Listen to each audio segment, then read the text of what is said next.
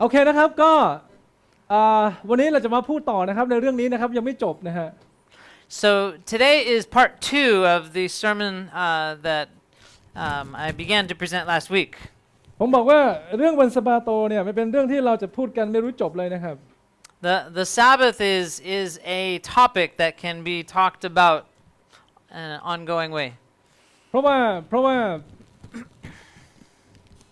เรื่องวันสะบาโตเนี่ยมันจะเป็นในเรื่องหนึ่งที่จะเป็นเครื่องหมายในการแบ่งแยกประชากรของพระเจ้ากับคนที่ไม่ใช่ประชากรของพระเจ้า Because the Sabbath is an identifying mark of God's people. นะครับถ้าเราศึกษาในพระคัมภีร์ใช่ไหมครับพระคัมภีร์จะบอกว่าพระคัมภีร์จะเปิดเผยให้เราเห็นว่าท้ายที่สุดแล้วเนี่ยนะครับมันไม่มีอะไรที่จะมาแบ่งว่าโอเคเราเป็นใครเป็นประชากรของพระเจ้าเพราะว่าทุกคนในโลกนี้ก็บอกว่าเราเป็นคริสเตียนIn the last days, there will be many who will be claiming to be Christians. นะครับเพราะฉะนั้นถ้าพี่น้องเราเทียบประชากรของโลกนี้คนที่นับถือคนที่เป็นคริสเตียนเนี่ยเราก็รู้ว่าเป็นจำนวนประชากรที่เยอะเป็นอันดับหนึ่งใช่ไหมครับ We know that they're a big part of the population today. พี่น้องสงสัยไหมว่าในพระคัมภีร์บอกว่าในวาระสุดท้ายนั้นพระเจ้าบอกว่าเราจะได้รับการกดขี่ข่มเหงAnd the Bible talks about how in the last days God's people will actually be persecuted. ทีนี้คำถามก็คือในเมื่อคริสเตียนเป็นกลุ่มใหญ่แล้วใครจะมาข่มขีกดขี่ข่มเหงคริสเตียนน่ะ And when Christians are such a large group, who will be persecuting the Christians? เพราะฉะนั้นเนี่ยเราต้องศึกษาแล้วก็เรียนรู้ให้เจาะลึกลงไปเนี่ยเราจะเข้าใจเลยว่าท้ายที่สุดแล้วเนี่ยการกดขี่ข่มเหงนั้นมันไม่ได้เกิดจากคนนอกศาสนา But we'll see as we study more that it's not people outside of religious circles that are doing the persecuting. ถ้าเราย้อนกลับไปในประวัติศาสตร์ในช่วงยุคมืดใช่ไหมครับเราจะเห็นว่า We look back in the Middle Ages. เราจะเห็นว่าการกดขี่ข่มเหงประชากรของพระเจ้านั้นก็คือคนที่เชื่อพระเจ้าเหมือนกัน People that were persecuting God's people in those days actually claimed to be serving God.นะครับเพราะฉะนั้นเนี่ยเรื่องวันสะบาโตมันเป็นเรื่องที่เราจะต้องคุยกันแบบยาวมากเลยนะครับไม่มีวันที่จะจบเลย And so there's a lot to say about the Sabbath. นะครับวันนี้เราก็จะมาคุยกันต่อนะครับหวังว่าวันนี้จะจบนะครับเรื่องนี้ And so we'll probably finish the topic today. We'll see. โอเคนะครับอันนี้เดี๋ยวนะอันนี้ข้ามไปแล้วอันนี้ข้ามไปนะครับวันนี้ผมพูดไปแล้วนะครับผมขอไปโอเคมาตรงนี้นะครับโอเคพี่น้องดูข้อนั้นมีข้อนี้นะครับให้เราดูข้อนั้นมีข้อนี้ในมัทธิวบทที่22ข้อที่35ถึง You can open your Bibles to Matthew chapter 22 verse 35 to 39. พระคัมภีร์บอกว่าในตอนนั้นเนี่ยนะครับมีผู้เชี่ยวชาญบทบัญญัติคนหนึ่งนะครับมาทดสอบพระองค์และถามพระองค์ว่าพระบัญญัติข้อไหนสำคัญที่สุดSo there was an expert in the law who came to test Jesus with a question saying, which is the greatest commandment in the law? พระเยซูตอบว่าไงครับ What did Jesus answer? พระเยซูตอบว่าข้อแรกคือผู้เชี่ยวชาญบทบัญญัติตรงนี้เนี่ยเขารู้ว่าพระบัญญัติของพระเจ้ามีทั้งหมด10ข้อ Now they knew of the 10 commandments. นะครับแต่เขาถามพระเยซูว่าระหว่าง10ข้อนี้ข้อไหนสำคัญที่สุด And he asked them, so of the 10 commandments, which is the greatest? แล้วพระเยซูก็ตอบว่าข้อแรกก็คือรักพระเจ้าด้วยสุดจิตสุดใจของท่าน And Jesus said, actually, the greatest commandment is to love the Lord your God with all your heart, soul, and mind. แล้วข้อที่2ก็คือรักเพื่อนบ้านเหมือนรักตัวเอง And the second is to love your neighbor as yourself. ทีนี้พระเยซูบอกว่าบทบัญญัติทั้งหมดเนี่ยมันก็ขึ้นอยู่กับ2ข้อนี้แหละ And Jesus said that the entire law and prophets all hang on those 2 commandments. คำถามก็คือทำไมไม่มีข้อที่3ครับ Why was there not a third? ไม่มี4 5 Or fourth or แต่มีแค่ fifth? 2ข้อ Just 2. จริงๆแล้วเนี่ยพระเยซูรู้ว่าผู้เชี่ยวชาญบทบัญญัติคนนี้เนี่ยเขารู้จักพระบัญญัติของพระเจ้าดีอยู่แล้วเขารู้ว่าทุกข้อสำคัญ Jesus knew that this expert in the law knew the answers to his questions.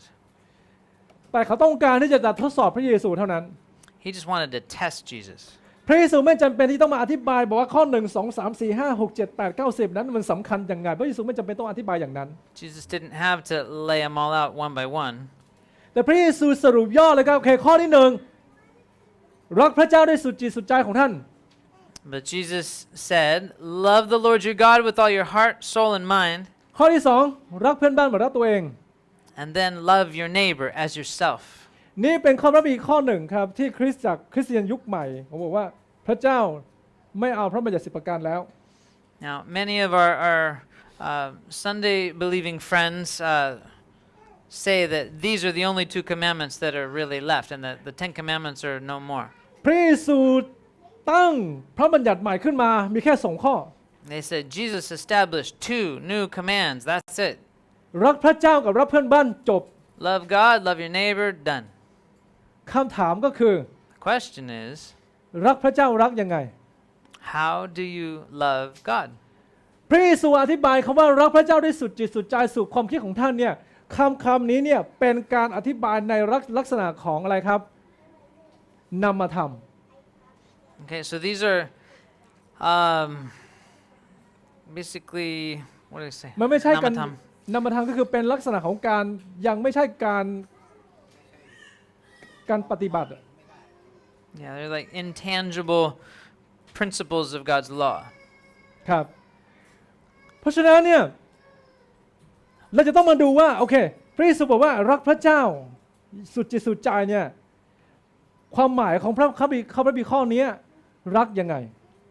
And so, loving God, how do you do that? แล้วพระเจ้าบอกว่าเอารักเพื่อนบ้านเหมือนรักตัวเอง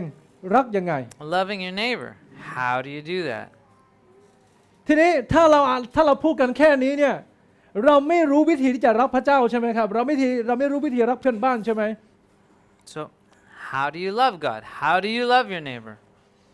เพราะฉะนั้นเราจะต้องมาอธิบายถึงความหมายของพระมี2ข้อนี้ว่าตกลงถ้าเราจะรักพระเจ้าเราต้องรักยังไง Okay. So, how do you love God? อันนี้ก็เป็นข้อพระคัมภีร์ที่คนจำนวนมากเขาบอกว่าโอเคพระเจ้ายกเลิกพระบัญญัติเพราะฉะนั้นเราก็เอาแค่นี้แหละเราก็รักพระเจ้าแล้วก็รักเพื่อนบ้านเหมือนรักตัวเองแค่ก็พอ Because many people just stop there and say, love God, love your neighbor. ทีนี้เรามาดูนะครับรักข้อแรกขอโทษทีโอเคนะครับพระบัญญัติข้อแรกที่พระเยซูบอกว่ารักพระเจ้าด้วยสุดจิตสุดใจของท่านแล้วก็สุดความคิดของท่าน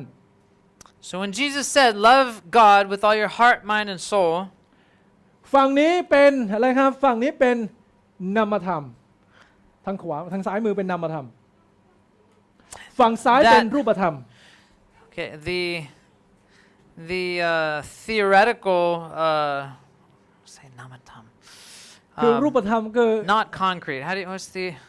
What's the English word for not concrete, but intangible? Yeah. So it's the intangible principle to love God with all your heart, soul, and mind, and what makes it actually concrete and tangible. เพราะฉะนั้น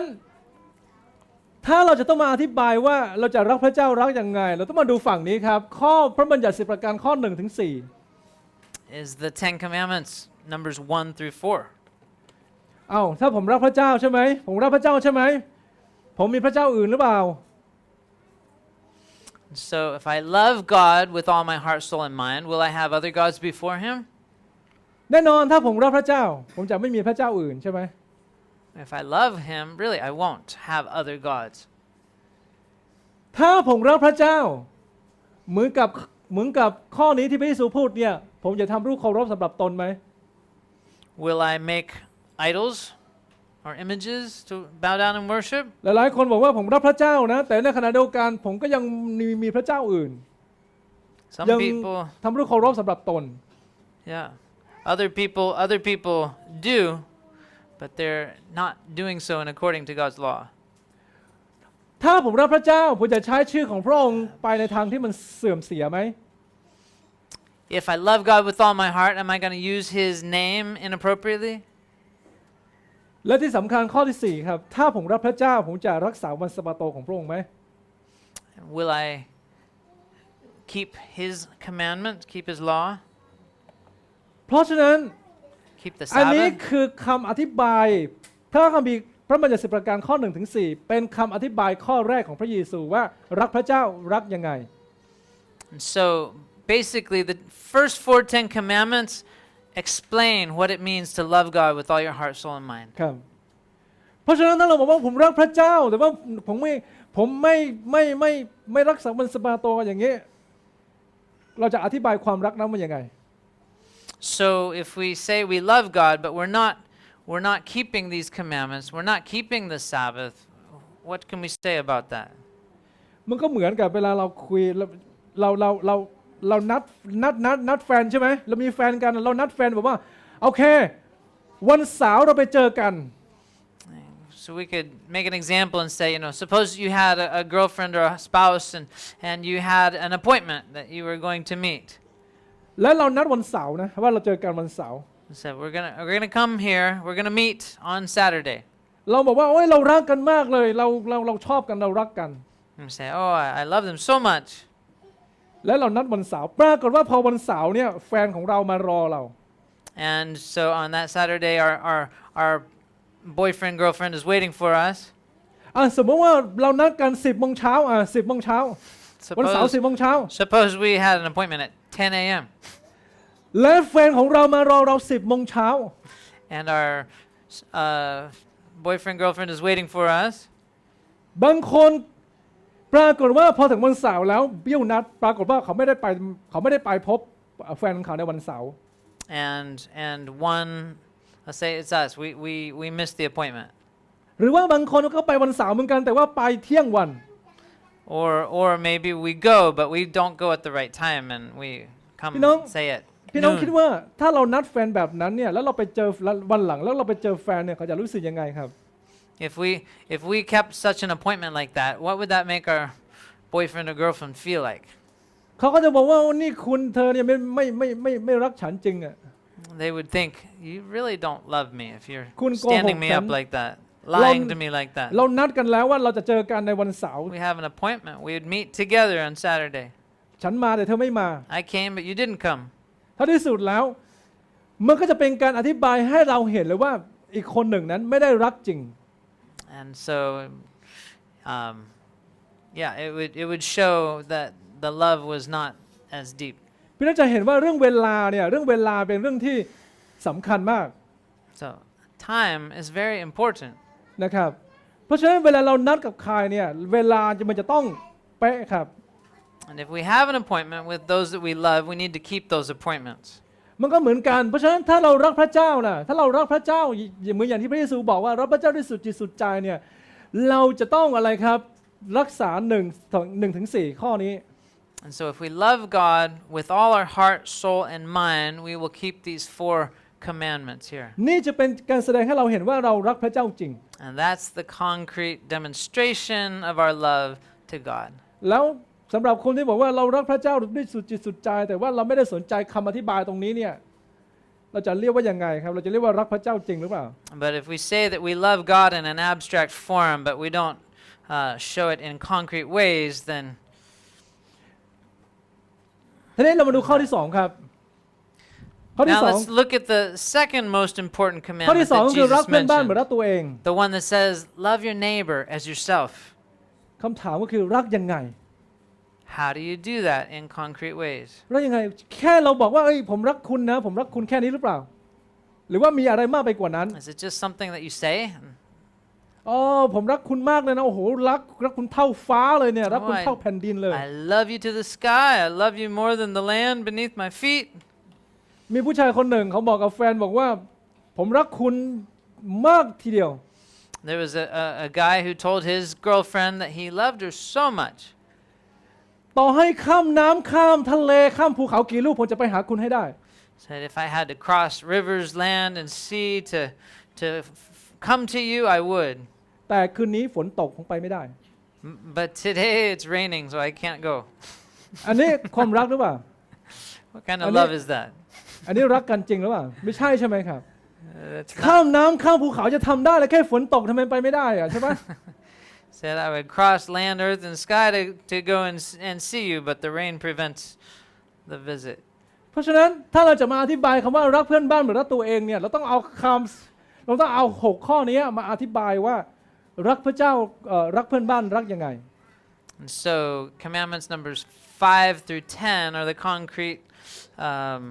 demonstration of the love that we have for our neighbors. ข้อที่1ครับให้เกียรติพ่อแม่ของตัวเอง Number 5 there says honor your father and your mother. คำถามก็คือทำไมพระเจ้าถึงเอาข้อนี้ขึ้นมาเป็นที่1ของการรักเพื่อนบ้านครับ Why did God make that the first of the commandments that deal with our relationship ทำไม with พระ our เจ้า fellow ไม่เอา men? การฆ่าคนการล่วงประเวณีการลักทรัพย์การขโมยการลบเพื่อนบ้านเอามาเป็นข้อแรกทำไมพระเจ้าถึงเอาเรื่องการรักพ่อแม่มาอยู่ในข้อแรกเลย Why wasn't it the others about like killing and stealing and lying and that sort of thing? พระเจ้ามีจุดประสงค์ครับ God had a purpose in putting that one first. พระเจ้าบอกว่าก่อนที่เราจะไปรักคนอื่นเนี่ยเราต้องรักคนในบ้านก่อน Before we are to go out and show love to people around, we need to show love in our homes. พี่น้องคิดว่าถูกไหม Isn't that true? เราจะรักคนได้ยังไงในเมื่อคนในบ้านเรายังไม่รักเลยเราจะไปรักคนอื่นได้ยังไงใช่ไหม How can we love others when we can't even love our own? บางครั้งเนี่ยเรารักคนข้างนอกนะเราไปแสดงความรักให้กับคนข้างนอกแต่ว่าคนในบ้านพ่อแม่ของเราเนี่ยเราไม่แสดงความรักต่อพ่อแม่ของเราเลย So if we go out and show love to people outside, but we're not showing love to our parents, และความรักแบบนั้นมันไม่ใช่ความรักที่แท้จริง that's not a true love. สิ่งที่เขาแสดงให้กับคนข้างนอกมันเป็นเพียงแค่การแสดงเท่านั้นเอง Love that they show on the outside to other people while they're disregarding their parents is just a show. เพราะฉะนั้นเพื่อนบ้านที่อยู่ใกล้กับเรามากที่สุดก็คืออะไรครับพ่อแม่ของเรา Those who are closest to us, our nearest of neighbors, are actually our parents. เพราะฉะนั้นพระเจ้าก็เลยบอกว่าให้รักพ่อแม่ของเรา And God says, love them.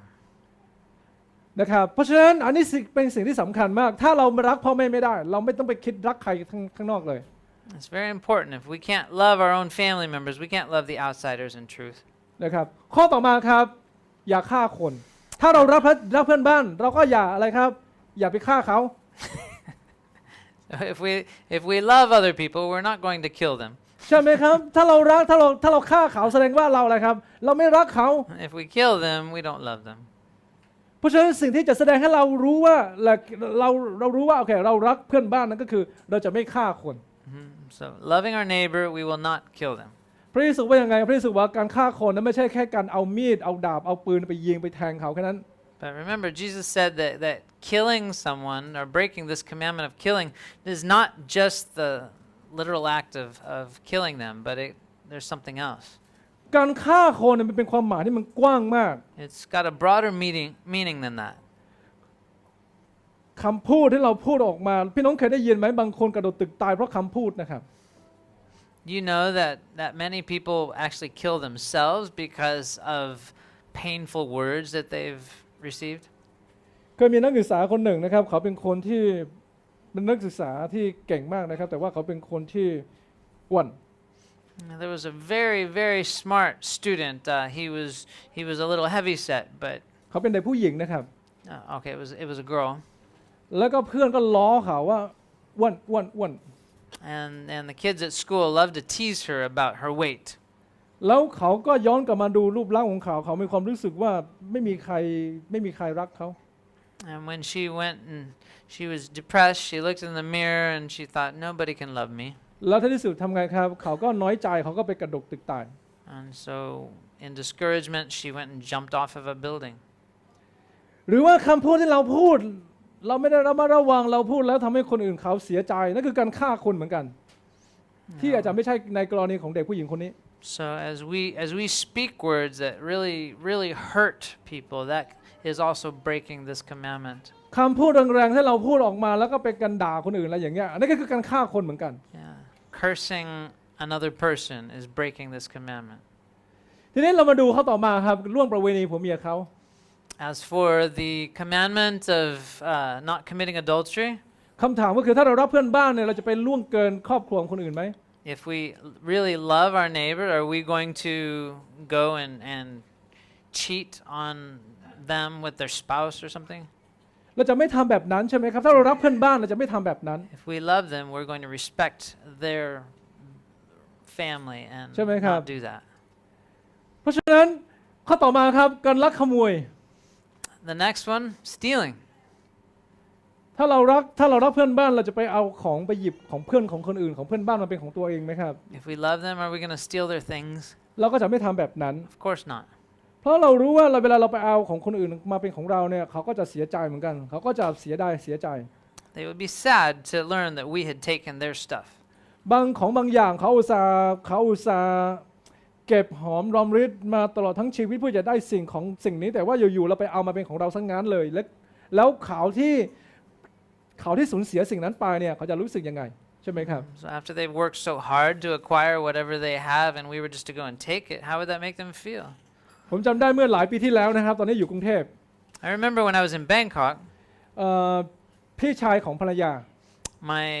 brother-in-law, เขาขับรถไปจอดคือเขาไปค้าขายเนาะค้าขายในตลาดแล้วก็เขาเอารถไปจอด ข้างๆ he was selling stuff in a market แล้วก็หลังจากนั้นเขากลับมาปรากฏว่ารถหายครับ and his car was stolen. รถทั้งคันนะ The whole car was gone. มันไม่ใช่ของเล็กๆน้อยๆที่มันจะหายได้แต่ว่ามันเป็นรถที่ใหญ่มากเป็นรถราคาก็หลายแสนน่ะ It was a big thing. It wasn't little. It was worth many hundreds of thousands of baht. พยายามแจ้งตำรวจพยายามที่จะหาเบาะแสแต่ว่าท้ายที่สุดแล้วมันก็ไม่ได้อะไรเลย But they couldn't. The police never found it. อันนี้คือรถทั้งคันที่ทำงานแล้วก็เก็บหอมรอมริบมาตลอดทั้งชีวิตซื้อรถคันนี้และท้ายที่สุดแล้วมันหายไป He had worked so hard to save up money to be able to buy that vehicle, and it was gone.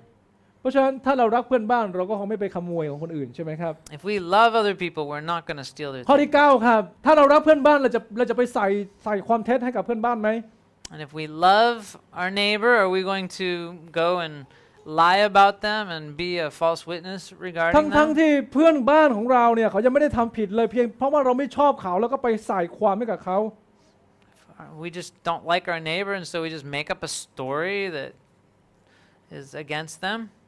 เรื่องนี้ก็เป็นเรื่องหนึ่งที่เขาเรียกว่าที่เป็นเรื่องที่มันเกิดขึ้นในคริสตจักรเยอะมากเรื่องการใส่ร้ายป้ายสีคนอื่น Unfortunately, gossip and speaking badly about other people, it happens even in the church. เพราะฉะนั้นถ้าเราบอกว่าโอเคเรารักเพื่อนบ้านเหมือนรักตัวเองเนี่ยนะครับแล้วก็เราไปใส่ร้ายป้ายสีให้กับคนอื่นเขาเรียกว่าเป็นพยานเท็จให้กับคนอื่น If we say we love our neighbor and yet we're just talking badly about people. แล้วก็ในปัจจุบันก็มีหลายๆคนนะที่รับจ้างเป็นพยานเท็จปราบปรามคนอื่น Well, a lot of people are doing this false witness against other people. ก็มีคนมาบอกว่าโอเคคุณช่วยเป็นพยานเท็จให้ผมหน่อยแล้วก็ผมจะเอาเงินให้คุณว่าคนนี้ผิด I mean, people can actually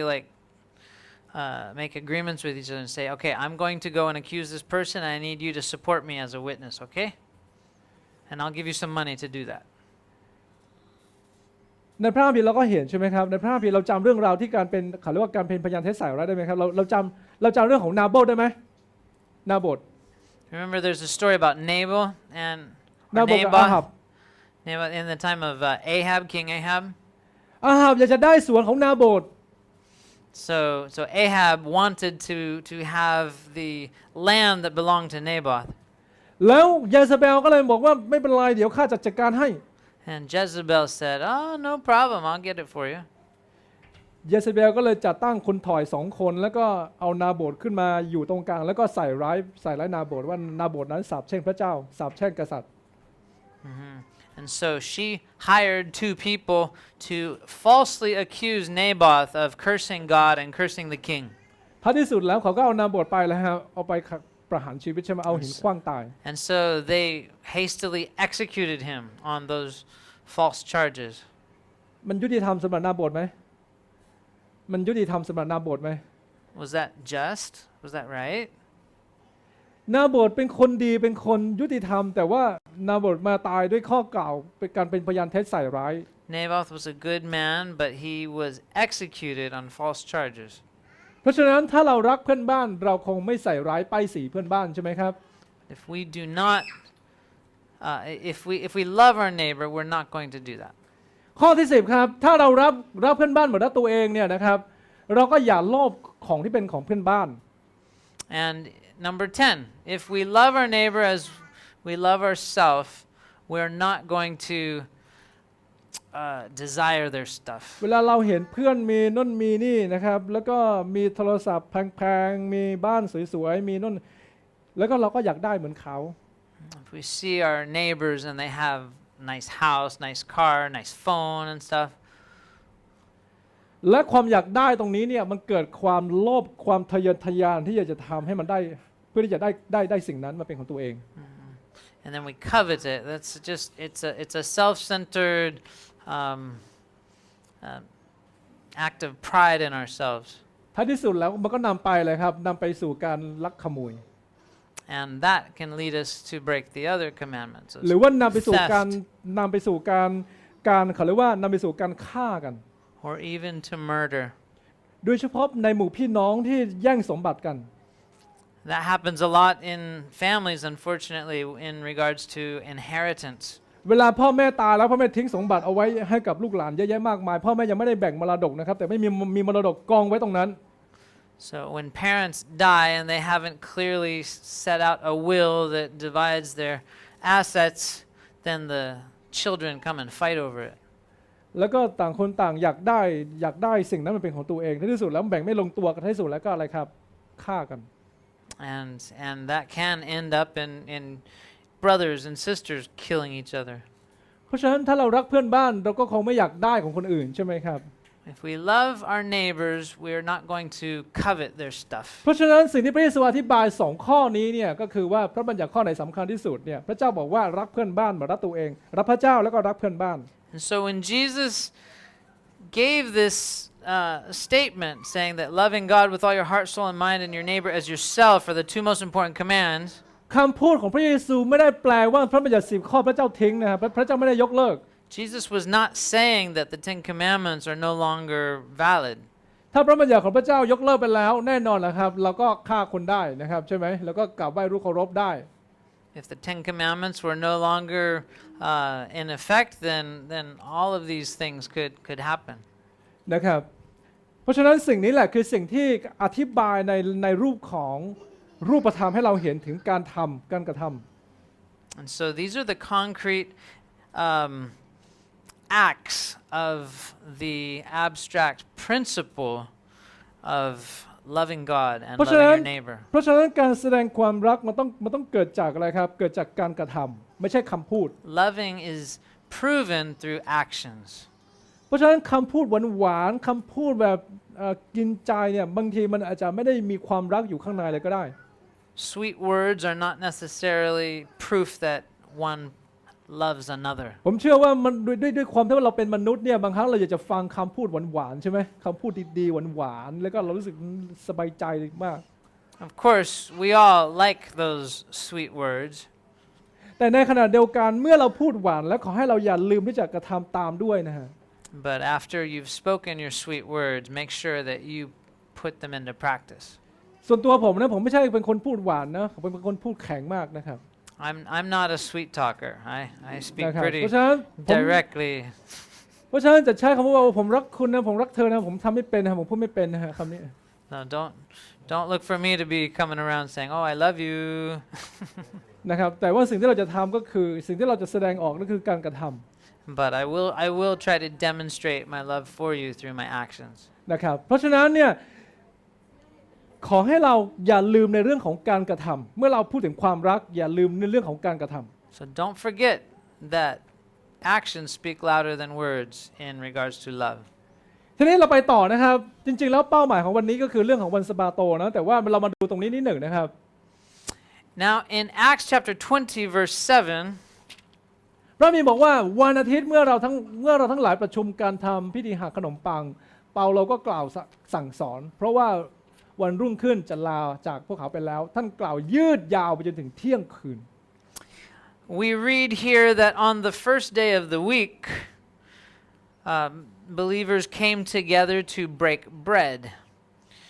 it says we, whoever we was, Luke and others, came together to break bread. And Paul spoke to the people, and because he intended to leave the next day, he kept on talking until midnight. พระมีข้อนี้เนี่ยมันก็เขาเรียกเป็นข้อมีข้อที่บางทีเราอ่านนะเราก็มีความรู้สึกว่าโอ้แสดงว่าอาจารย์เปาโลเขาก็นมัสการพระเจ้าวันอาทิตย์นะ So some people read this verse and they say, oh, it looks like Paul was worshiping on Sunday. ซึ่งมันตรงกับสิ่งที่พระเยซูบอกว่าโอเครักพระเจ้ากับรักเพื่อนบ้านก็พอแล้วก็อาจจะหมายถึงว่าไม่ต้องรักษาพระบัญญัติของพระเจ้าหรือเปล่า And then some people will interpret that to me, well, maybe that means that the Sabbath is done away with. เพราะว่าพระมีบอกว่าวันอาทิตย์นี่เราประชุมกันนี่หาขนมปังเนี่ยนะครับแล้วก็ทำพิธียืดยาวไปจนถึงเที่ยงคืนก็แสดงว่าทุกคนก็รักษาวันอาทิตย์ในช่วงเวลานั้น And so they read this that we came together to break bread and say, oh, that was a religious service that they got together and did the communion service. ทีนี้เรามาดูพระคัมภีร์นิดหนึ่งนะครับปฐมกาลบทที่1 But let's look at Genesis chapter 1. พระคัมภีร์บอกว่าปฐมกาลบทที่1พูดถึงการเนรมิตสร้างโลกนะครับในตอนนั้น So of course that talks about the creation of the world. พี่น้องสังเกตไหมครับเวลาพระคัมภีร์จบท้ายพระคัมภีร์ก็บอกว่ามีเวลาเย็นเวลาเช้าเป็นวันที่1 2 3 4 5 6 7 And you'll notice that pattern of timekeeping laid down in Genesis 1 where it talks about how the evening and the morning were the first day. And it just, again, evening and morning, evening and morning. เวลาเย็นเวลาเช้าเป็นวันที่1เวลาเย็นเวลาเช้าเป็นวันที่2 The evening and morning was the first day, the evening and the morning was the second day. พี่น้องสังเกตว่าพระเจ้าใช้เวลาเย็นกับเวลาเช้ามันเป็นตัวกำหนด1วัน Evening and morning together God uses to indicate a 24-hour day. เราเอาข้อพระคัมภีร์นี้มาอธิบายข้อความนี้ได้ยังไง And so how does that affect what we're reading here in Acts 27? พระคัมภีร์ฉบับเดิมเขาใช้คำว่าพระคัมภีร์ฉบับเดิมเนี่ยถ้าเราไปอ่านเนี่ยมันจะมีหลายฉบับที่ใช้คำว่าวันแรก In the Thai Bible translations, sometimes it says the first day. นะครับเพราะฉะนั้นเนี่ยวันอาทิตย์พี่น้องสังเกตนะครับวันอาทิตย์เขาประชุมกันหาขนมปังมันจะถึงเที่ยงคืนเนี่ยมันแปลว่าอะไรครับแปลว่าวันไหน In this Thai translation, it's saying Sunday, so on Sunday. But what time on this first day of the week? เวลาของพระเจ้าก็คือเวลาของพระเจ้าคือเวลาเย็นกับเวลาเช้าเป็นวันที่Remember that God's timekeeping starts in the evening. เพราะฉะนั้นวันอาทิตย์ตรงนี้หมายถึงอะไรครับ So when this modern translation says on Sunday, วันอาทิตย์ตรงนี้หมายถึงอะไรครับผมถามพวกเราหน่อยโอเควันนี้วันสะบาโตวันที่7ใช่ไหมครับ today is Sabbath, the seventh day. เพราะฉะนั้นถ้ามีเวลาเย็นเวลาเช้าเป็นวันที่1เนี่ยถ้าสมมติว่าเรานับวันที่1เนี่ยแสดงว่าดวงที่ตกดินของวันนี้ก็คือวันอาทิตย์เรียบร้อยใช่ไหม So in biblical timekeeping, the first day of the week actually begins this evening when the sun goes down. เพราะฉะนั้นคำว่าวันอาทิตย์เขาประชุมกันเนี่ยก็หมายความว่าอันนี้เป็นการประชุมหักทำพิธีหักขนมปังนะครับไม่ใช่การประชุมนมัสการวันสะบาโตนะครับ Okay, so this is not a Sabbath service spoken of here. เหตุการณ์นี้เกิดขึ้นในช่วงสมัยของอัครทูต This is something that took place in the time of the apostles. เพราะฉะนั้นวันอาทิตย์ในวันนี้หมายถึงอะไรครับวันเสาร์ตอนเย็นไป And so what this Bible translation is translating as Sunday was really sometime after the sun set on Saturday evening. นะครับเพราะฉะนั้นอันนี้เป็นช่วงเวลาที่พระเจ้านับหลังจากดวงอาทิตย์ตกดินของวันเสาร์นั้นพระเจ้านับว่านั่นคือวันที่1แล้วนั่นคือวันแรกแล้ววันแรกเป็นการเริ่มต้นวันที่1 Okay, so the first day of the week had already begun. นะครับเพราะฉะนั้นวันอาทิตย์ตรงนี้จริงๆแล้วมันก็คือวันเสาร์กลางคืนวันเสาร์ตอนกลางคืนในภาษาของพระคัมภีร์ Okay, so this is Saturday and the dark part of Saturday night. เพราะฉะนั้น อาจารย์เปาโลไม่ได้รักษาวันอาทิตย์อาจารย์เปาโลนมัสการพระเจ้าวันสะบาโตแล้วก็คืนวันสะบาโตนั้นพวกเขาก็หาขนมปังแต่พระคัมภีร์เรียกว่าวันที่หนึ่ง So we believe that Paul was always keeping the Sabbath, but here they gathered to eat on that Saturday night. พระมีข้อนี้กล่าวว่ายังไงครับกิจการบทที่2ข้อที่46บอกว่าในช่วงเวลานั้นเนี่ยพวกเขาการหาขนมปังเนี่ยพวกเขาหากันทุกวันนะฮะAnd we can remember that in Acts chapter 2 verse 46 it says that the disciples were prone to gather every day to eat ไม่ใช่เฉพาะวันอาทิตย์ไม่ใช่เฉพาะวันเสาร์วันไหนแต่พวกเขาทำกันทุกวันเลยในตอนนั้น So that we read this thing that says we gathered to break bread if it happened on a Sunday or a Wednesday or whatever it wasn't addressing any change in the Sabbath commandment เวลาของเราหมดแล้วนะครับเดี๋ยวผมจะอธิบายอย่างรวดเร็วนะครับอีกข้อนึงผมจะให้เราดูตรงนี้นิดหนึ่งนะครับข้อที่มี3ข้อนี้ So let's look at these verses here in Matthew 12:8 พระมีบอกว่าเพราะว่าบุตรมนุษย์เป็นเจ้านายเหนือวันสะบาโตนะครับวันสะบาโตตั้งไว้เพื่อมนุษย์ไม่ใช่ตั้งมนุษย์ไว้สำหรับวันสะบาโตเพราะฉะนั้นพระเจ้าเป็นบุตรมนุษย์เป็นเจ้านายเหนือวันสะบาโต So we see in Matthew 12 verse 8 that Jesus said the Son of Man is Lord of the Sabbath. And then Mark chapter 2 verse 2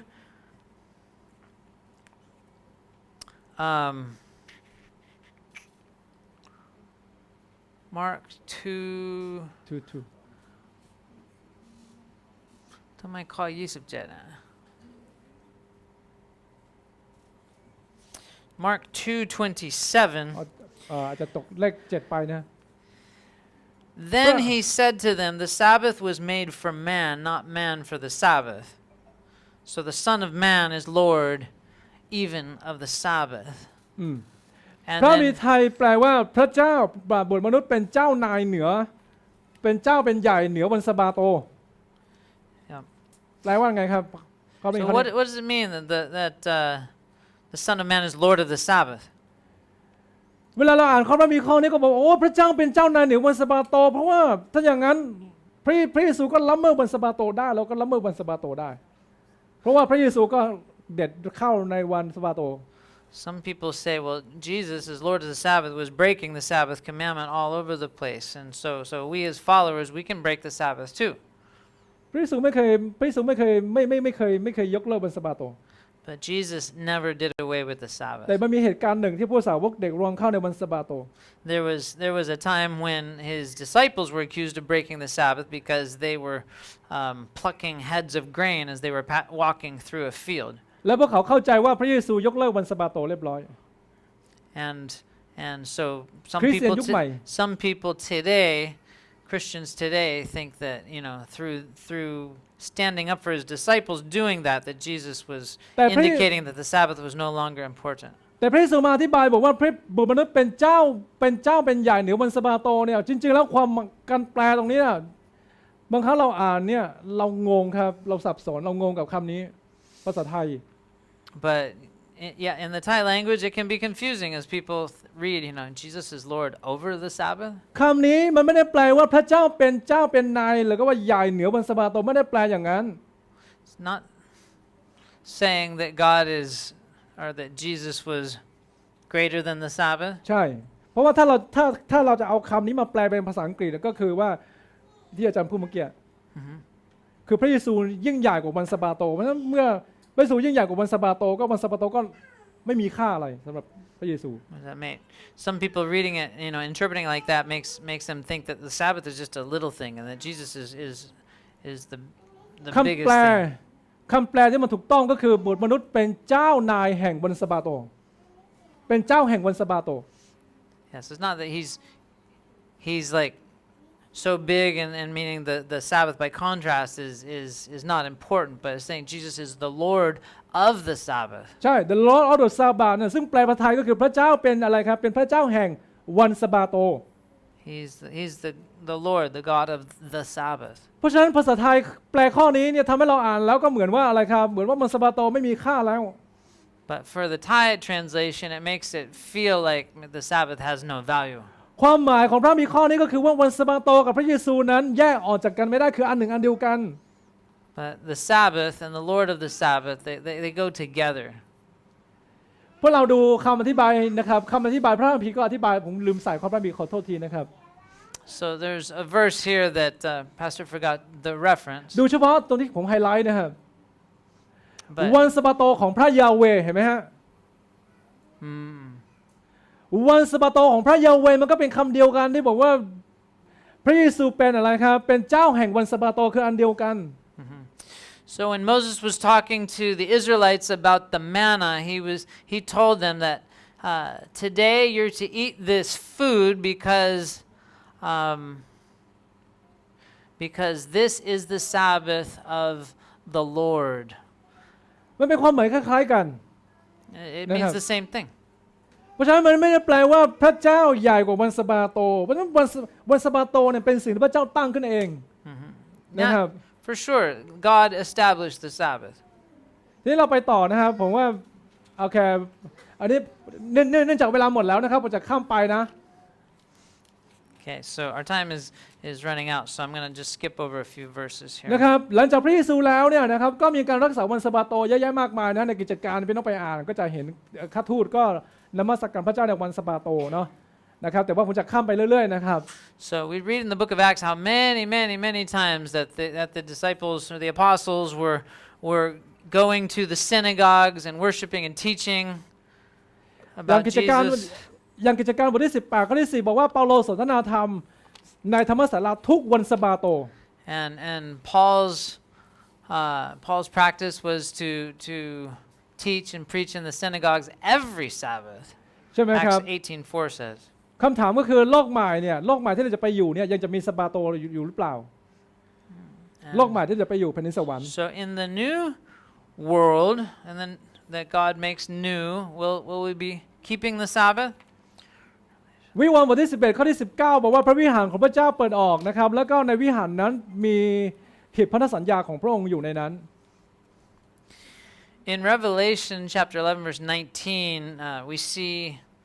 we see a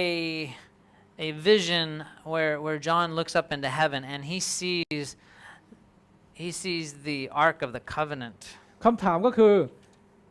อะไรอยู่ในหีบพันธสัญญานั้น And the question is, when he sees the Ark of the Covenant, what is inside that Ark of the Covenant? นิมิตนี้เป็นนิมิตที่ยอห์นเห็นอยู่ในสวรรค์นะครับ John saw this in heaven. หีบพันธสัญญาของพระเจ้าตั้งอยู่ในวิหารอยู่ในสวรรค์ The Ark of the Covenant was in heaven. เราดูนะครับหีบพันธสัญญาของพระเจ้ามีทั้งหมด3อย่างอยู่ข้างใน And we know that there were 3 things that were in that Ark of the Covenant. หนึ่งก็คือพระบัญญัติ10ประการ First and foremost, the 10 Commandments. ไม้เท้าอาโรน Aaron's rod แล้วก็โถมานา and a pot of manna. 3อย่างนี้อยู่ในหีบพันธสัญญาของพระเจ้า These were 3 things that were kept in the Ark of the Covenant. และหีบพันธสัญญานี้ยอห์นเห็นอยู่ในสวรรค์ And John saw this in heaven. หมายความว่ายังไงครับ And what did that mean?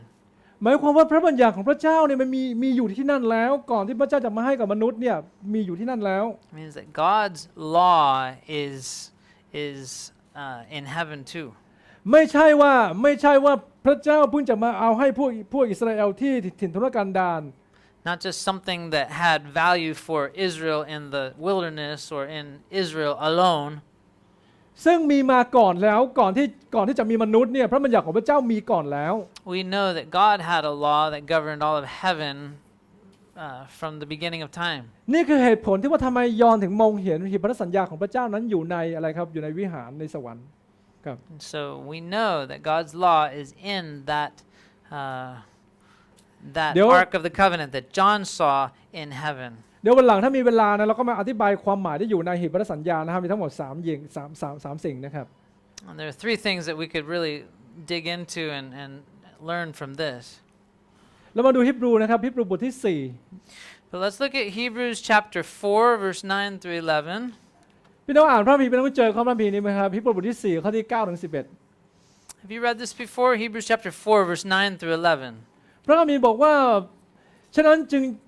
ยังมีการพักพำนักสะบาโตสำหรับประชากรของพระเจ้า It says there remains then a Sabbath rest for the people of God. ความหมายก็คือว่าวันสะบาโตเนี่ยยังมีนะสำหรับประชากรของพระเจ้าในโลกหน้าเนี่ย And โลกนี้โลกหน้าด้วย there will be a Sabbath rest in the new world as well. จำไว้คำว่าประชากรของพระเจ้านะครับประชากรของพระเจ้าเพราะฉะนั้นใครก็แล้วแต่ที่เป็นประชากรของพระเจ้าต้องรักษาวันสะบาโต For God's people will keep this Sabbath too. พระมีบอกว่าเพราะว่าผู้ใดเข้าสู่การพักสงบของพระเจ้าแล้วก็จะพักงานของตนเหมือนที่พระเจ้าได้ทรงพักพระจักรกิจของพระองค์ For anyone who enters God's rest also rests from his own work, just as God did from his. พระเจ้าพี่จะเห็นว่าอาจารย์เปาโลเนี่ยไปย้อนนำพวกเรากลับไปยังปฐมกาลใช่ไหมครับที่พระเจ้าสร้างโลก6 วัน So แล้ววันที่7พระเจ้าพัก Paul again refers back to God's act of resting from his work at the beginning of creation. พระเจ้าบอกอาจารย์เปาโลบอกว่าพระเจ้าหยุดพักวันสะบาโตหลังจากที่พระองค์เสร็จงานของพระองค์แล้วเพราะฉะนั้นเราทุกคนที่จะไปอะไรครับพักอยู่กับพระองค์เราก็ต้องหยุดเหมือนกับพระองค์เหมือนกัน And so we, his people, will enter God's rest just like God did. ข้อต่อมาพี่ต้องดูนะครับบอกว่าเพื่อจะไม่มีผู้หนึ่งผู้ใดหลงไปเหมือนคนที่ไม่เชื่อฟังเหล่านั้น บรรทัดสุดท้าย So, ข้อ 11 ใช่ไหม ใช่ So it says, let us therefore make every effort to enter that rest so that no one will fall by following their example of disobedience. ความหมายก็คืออะไรความหมายก็คือถ้าเราไม่อะไรครับเราไม่พักรักษาวันสะบาโตเราก็จะกลายเป็นเหมือนพวกอิสราเอลที่หลงทางกันไปไม่สามารถเข้าไปในแผ่นดินคานาอันได้ So if we are not entering God's rest, then we'll be like the Israelites who were in the old times not able to enter into the promised land. เพราะฉะนั้นพระบิดาบอกให้เรารู้เลยว่าพระบัญญัติวันสะบาโตของพระเจ้านั้นจะต้องอะไรครับรักษาสำหรับประชากรของพระเจ้า So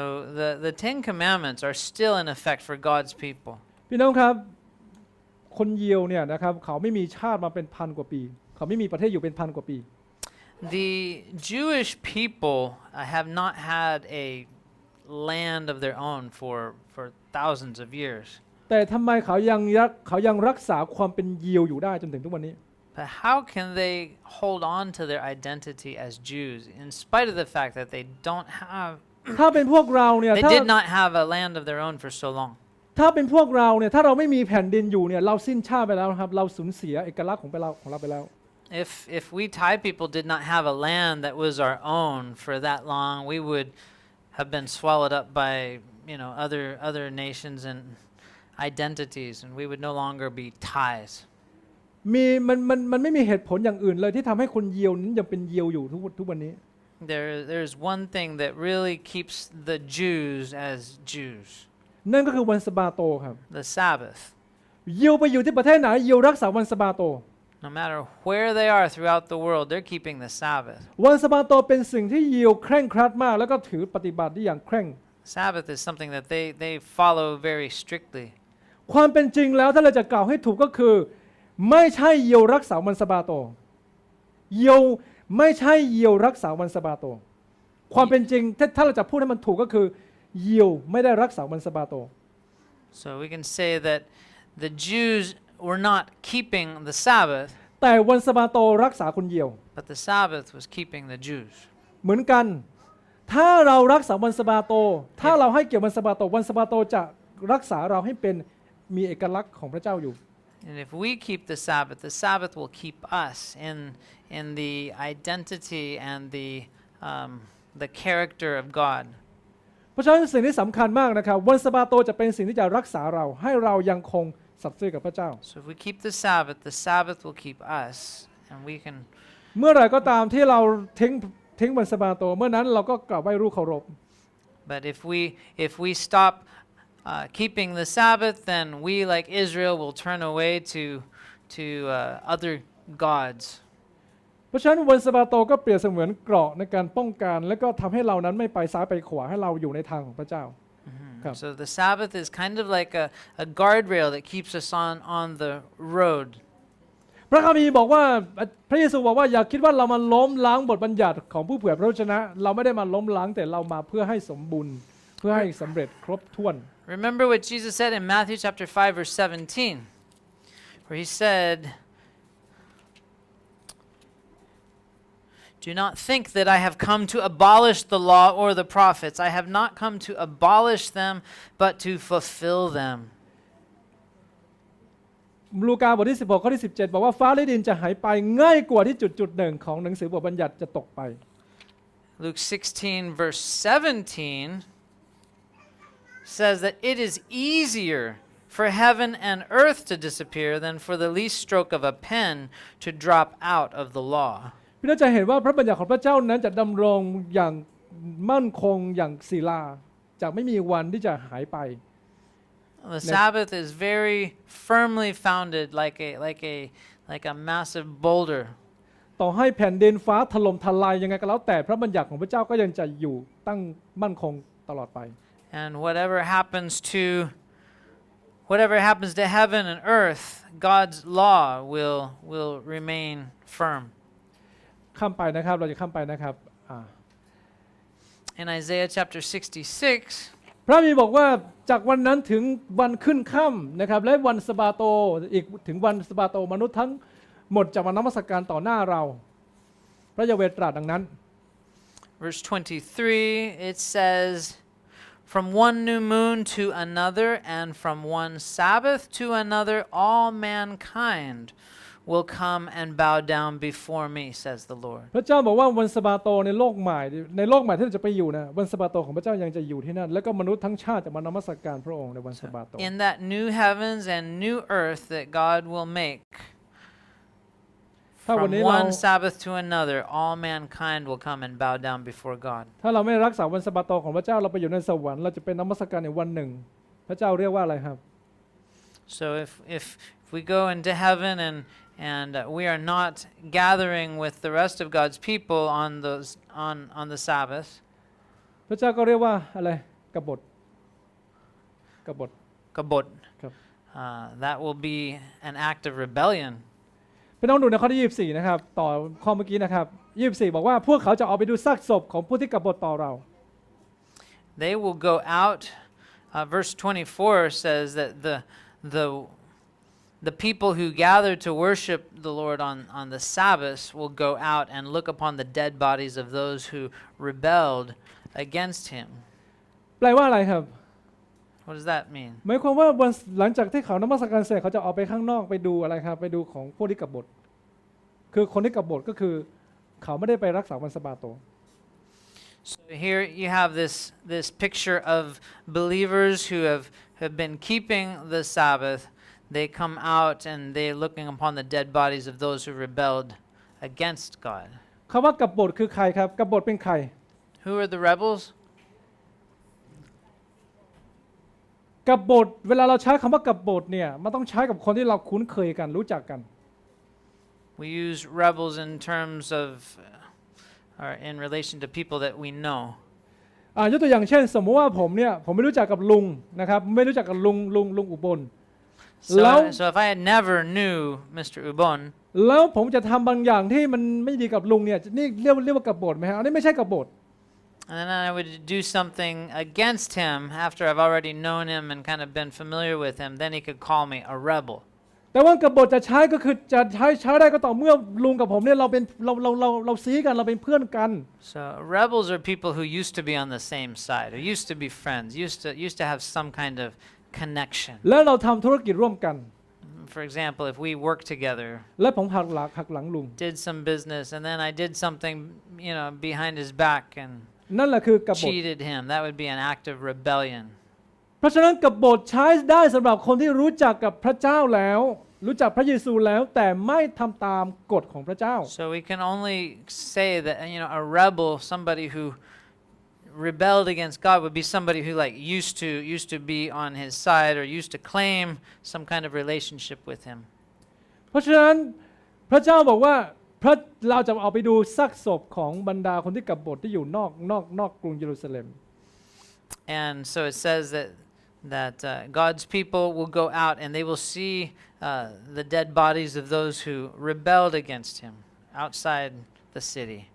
เพราะฉะนั้นพี่น้องครับก็จะหนุนใจพวกเราว่าในขณะที่เรากำลังติดตามพระเจ้า And so as we follow God, เราจำไว้เสมอนะครับพระคัมภีร์ฮิบรูบอกว่าวันสะบาโตยังมีสำหรับประชากรของพระเจ้า let us remember that there remains a Sabbath rest for the people of God. แล้ววันสะบาโตยังจะอยู่กับเราในวันนี้พรุ่งนี้แล้วก็ต่อไปในอนาคตจนโลกใหม่ And God's Sabbath was in the past. It's still in effect today. It will be observed in the new world too. ถ้าเรายังไม่เข้าใจความสำคัญของวันสะบาโตอย่างแท้จริงขอให้เราใช้เวลาในการศึกษาให้มากขึ้นนะครับ If we don't yet understand this message, we need to study it more. เราอาจจะคิดว่าทำไมเป็นแค่วันธรรมดาวันหนึ่งนี่มันจะสำคัญอะไรที่เราจะต้องรักษาถ้าเราคิดแบบนั้นขอให้เราใช้เวลาศึกษามากขึ้นอีกทำไมมันถึงสำคัญ If we don't yet realize its unique importance, then we need to study it more. นะครับเมื่อเราเข้าใจวันสะบาโตอย่างแท้จริงอยากเข้าใจแล้วนะครับเราก็จะเข้าใจว่าเราก็จะเข้าใจถึงเป้าหมายของพระเจ้าที่พระองค์ทรงมีให้กับเรา But if we really understand it, we'll understand about not only that, but about God's goals and purposes for us. โอเคนะครับขอพระเจ้าอวยพรพี่น้องทุกท่านครับ May God bless ให้เราอธิษฐานด้วยกัน each of us, and let's bow our heads in prayer. พี่น้องยืนขึ้นครับ So let's stand for prayer. อธิษฐานด้วยกันนะครับสาธุการในพระเจ้าของข้าพระองค์ทั้งหลายขอบคุณพระเจ้าสำหรับวันสะบาโตในวันนี้ Heavenly Father, we thank you for this Sabbath day. ที่เราได้เข้ามานมัสการพระองค์ต่อหน้าพระพักตร์ของพระเจ้า We've come to worship you before your face. หากมีสิ่งหนึ่งสิ่งใดที่เรายังไม่เข้าใจถึงวันสะบาโตของพระองค์ก็ขอให้พระองค์ทรงช่วยเราให้เราเข้าใจ If there's anything that we don't yet understand about your Sabbath, please help us. เพื่อเราจะสามารถที่จะทำตามพระประสงค์ของพระองค์ได้ So that we can do according to your will. และขอให้เราทั้งหลายได้มองเห็นความสำคัญของวันสะบาโตของพระองค์ And that others can also come to understand the importance of your เพราะว่า holy เรา Sabbath day. เพราะวันสะบาโตของพระองค์นั้นยังจะอยู่กับเราจนถึงโลกใหม่ที่เราจะไปอยู่กับพระองค์ For this day will endure through eternity, even in the new world. ขอบคุณพระเจ้าที่พระองค์ทรงประทานวันสะบาโตนี้ให้กับเรา Thank you for giving it to us. เราอธิษฐานในพระนามพระเยซูคริสต์เจ้า And we pray this in Jesus' name. อาเมน